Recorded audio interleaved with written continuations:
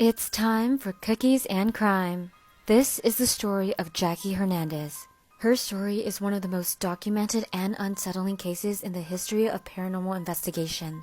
At the age of 23 in 1989, Jackie Hernandez left her husband and moved from LA to San Pedro, California to start a new life with her 2-year-old son. As a young single mother, Hernandez had a lot on her plate. She was working multiple jobs trying to make ends meet, all while pregnant with her second child. With all the stress and pressure from different parts of her life, she was the perfect target for paranormal activity. That, combined with a new home with dark history, was the perfect storm.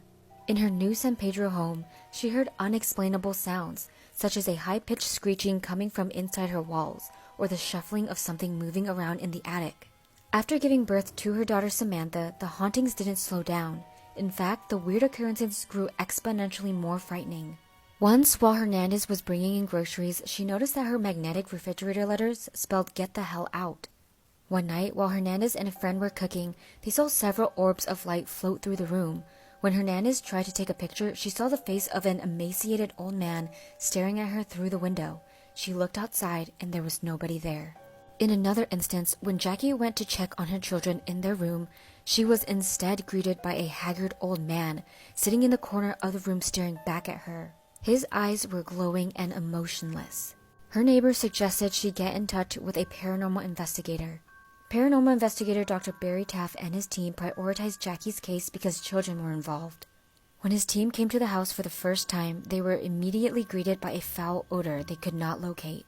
They also heard a loud bang coming from the attic, followed by another even louder thud.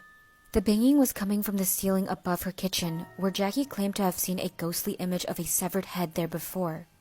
Liquid would also ooze from the walls that resembled plasma from blood. One day, while investigating the attic, a mysterious metal cord wrapped itself around one of the cameraman's neck, trying to strangle him.